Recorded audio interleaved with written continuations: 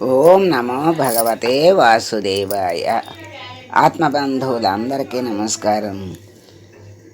విష్ణు సహస్రనామంలోనే 667వ నామం బ్రాహ్మణ. బ్రాహ్మణ అంటే బ్రహ్మజ్ఞానము కలిగిన స్వామి. ఆయనకి తప్పితే ఆయనకి మించి ఇంకెవరూ లేరు. బ్రహ్మజ్ఞానమంతా ఆయన స్వరూపమే. ఆయనలో నుంచే బ్రహ్మజ్ఞానం బయటకు వచ్చింది. మరి ఆయన బ్రహ్మస్వరూపుడు, బ్రహ్మజ్ఞానము ఆయనే అయి ఉన్నాడు. అందుకని పుట్టుకతో ఎవరు బ్రాహ్మలు కాదు. పరమాత్మ తాను ఎప్పుడూ బ్రాహ్మణుడే, బ్రహ్మజ్ఞానము కలిగి ఉన్నటువంటి వాడే. మరి మామూలుగా ఈ జగత్తులో బ్రహ్మజ్ఞానం కలిగిన వాడిని బ్రాహ్మణుడు అంటారు. అటువంటి బ్రాహ్మణుడు మరి ఆ సకల వేదాలని, ఆ బ్రహ్మజ్ఞానాన్ని అందరికీ, జనులందరికీ చక్కగా మరి ప్రవచించి, అంటే చెప్తూ వాళ్ళకి అవగతం చేస్తూ మరి బ్రహ్మజ్ఞానాన్ని అందరికీ అందించి దాన్ని విస్తరింపజేసి మరి అందరినీ కూడా బ్రహ్మజ్ఞానులను చెయ్యగలిగే శక్తి వాళ్ళకి ఉంటుంది.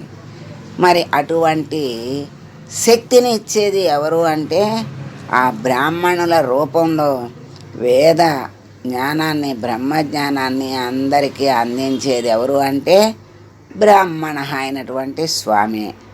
అందుకని వేదం చెప్పేదంతా ఏమిటి? ధర్మం, మరి ఆచరణ, యజ్ఞయాగాదులు ఎలా చెయ్యాలి అని, మరి ఎలా ధర్మాన్ని ఆచరించాలి, చివరికి ఎక్కడి నుంచి వచ్చాం, ఎక్కడికి వెళ్ళాలి అనేది అది వేదాంతము. వేదాలకి చివర ఉన్నది గనక దాన్ని వేదాంతం అన్నారు. ఆ వేదాంతంలో పరమాత్మ గురించి, ఆ పరబ్రహ్మ గురించి చెప్తూ ఉంటారు. మరి ఆ పరబ్రహ్మ గురించి చెప్తూ ఆయన యందుని ఇంత సృష్టి చేసి దాన్ని అంతా పరిపాలిస్తూ లయం చేసుకునేటువంటి శక్తి సామర్థ్యాలు ఉన్న గొప్ప స్వామిని మనం మరి మర్చిపోవటం అనేది సబబు కాదు కదా. ఆయన్ని ఎప్పుడూ గొప్ప వాళ్ళని మనం ఎప్పుడు కూడా మరి మర్చిపోకూడదని చెప్తారు కదా. వాళ్ళనే తలుస్తూ ఉంటే ఆ గొప్పతనం యొక్క కాంతి, శక్తి మనకు కూడా వస్తుంది.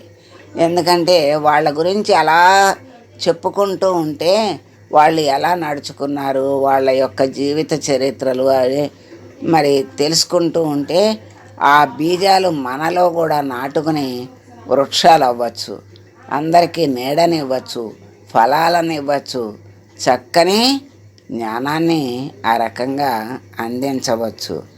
అటువంటి శక్తి కలిగిన వాడు బ్రాహ్మణ.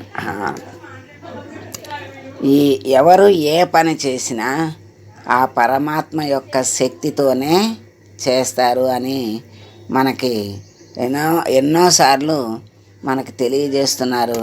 మరి దత్తాత్రేయుడు ఒక గురువే, యాజ్ఞవల్క్యాది మహా మునులు, బ్రహ్మజ్ఞానులు, వాళ్ళందరూ కూడా వేద విజ్ఞానాన్ని అందరికీ అందించి దాన్ని విస్తరింపజేసినటువంటి మహానుభావులు. వాళ్ళందరిలో విస్తరింపజేసేటువంటి ఆ గుణము కానీ, ఆ శక్తి కానీ, విస్తరింప చేసింది కానీ పరమాత్ముడే అనే విషయాన్ని మనం ఎప్పుడు కూడా గుర్తులో ఉంచుకోవాలి. కనుక పరమాత్ముడు మరి పుట్టుకతో బ్రాహ్మణుడు ఎవరూ కాదు. అందుకని అంతటి బ్రాహ్మణ కులంలో పుట్టిన జ్ఞానము లేకపోతే శూద్రుడే. మరి ఈ శూద్ర జాతిలో పుట్టిన బ్రహ్మజ్ఞానము కలిగితే వాడు బ్రాహ్మణుడు. మొన్న మరి ఎంతమంది ఏ ఏ- అంటే దిగువ జాతి అన్నటువంటి వాళ్ళల్లో పుట్టి ఉత్తమ స్థాయికి ఉత్తమ స్థితికి వచ్చినటువంటి వాళ్ళని ఎంతమంది గురించో మనం తెలుసుకున్నాం. అసలు అంతమంది పేర్లు కానీ వాళ్ళ యొక్క చరిత్రలు కానీ మనకు తెలియదు. అది అంటే బ్రహ్మజ్ఞానము కలిగిన వాడు బ్రాహ్మణుడని అక్కడ మనకి చక్కగా రుజువు అవుతుంది. అంతేగాని బ్రాహ్మణులే గొప్పవాళ్ళు, తతిమ్మ వాళ్ళు గొప్పవాళ్ళు కాదు అని ఎక్కడా ఎప్పుడూ చెప్పలేదు. అది భ్రమ. అట్లా చెప్పారు అనుకోవటం భ్రమే, కానీ ఎక్కడా ఎవరూ చెప్పలేదు. కృష్ణ పరమాత్మ సాక్షాత్తు కృష్ణ పరమాత్మ కూడా చక్కగా బ్రహ్మజ్ఞానము కలిగిన వాడే బ్రాహ్మణుడు అని మనకి స్పష్టంగా తెలియజేశారు. అందుకని అట్లా మరి గొప్ప గొప్ప మునులు మహర్షులు ఎంతో శక్తిని ధారపోసి తపస్సు చేసి ఆ తపోశక్తితో ఎన్నో విషయాల్ని తెలుసుకుని మనకు అవలీలగా అందించారు. మనకి తేలికగా మనం అందుకునేటట్టుగా అందించారు. అట్లా వాళ్ళు మరి ఎంతో కష్టపడి మనం అవలీలగా అందుకునేటట్లుగా వాళ్ళు మరి అందించారు. అట్లా అవలీలగా అందుకునే శక్తి సామర్థ్యాలు కూడా మనకి లేకపోతే కష్టం కదా. వాళ్ళు మహారుషులు తపస్సు చేసి ఆ జ్ఞానాన్ని పొంది మనబోటి వాళ్ళందరికీ కూడా అందించినటువంటి మహానుభావులకు మనము నమస్కారాలు చేసుకోవాలి. అటువంటి శక్తిని వాళ్ళకి ఇచ్చింది పరమాత్ముడే అనే విషయాన్ని గుర్తుపెట్టుకోవాలి. అది ఈ విధంగా మనకు శంకరాచార్యులు వారు బ్రహ్మజ్ఞానం గల బ్రాహ్మణ రూపంతో సకల జనులకు వేదాన్ని ప్రవచించే స్వామిని బ్రాహ్మణుడు అన్నారని మనకి శంకరాచార్యులు వారు తెలియజేశారు. పరాశర భట్టరు శంకరుల వారి వ్యాఖ్యనే అనుసరించారు. వేదం చేత మరి చేరబడేటువంటి స్వామి బ్రాహ్మణుడని సత్యసంధులు వ్యాఖ్యానించారు. చేరటము అంటే ఏంటి? మనము ఇంటికి చేరాము అంటాము, అంటే వచ్చాము అని, స్థానానికి చేరాము అని. ఎక్కడికన్నా కానీ ఊరు వెళ్ళామనుకోండి, ఇంటి దగ్గర వాళ్ళు మీరు చేరిన తర్వాత మాకు తెలియజేయమంటారు. అట్లాగే వేదం చేత చేరబడే స్వామి కనుక ఆయన్ని బ్రాహ్మణ అన్నారని చెప్పారు.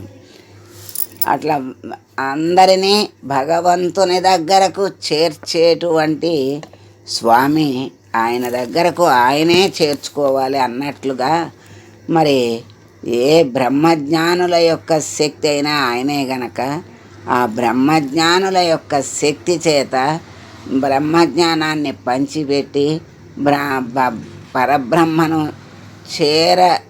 చేరేటువంటి శక్తిని ఇచ్చేది కూడా ఆయనే, పరమాత్ముడే అని మనకి సత్యసంధుల వారి ద్వారా మనకి అవగతమైంది. వేద విధులు ఓం బ్రాహ్మణాయ నమః అని స్వామిని కొనియాడుతున్నారు.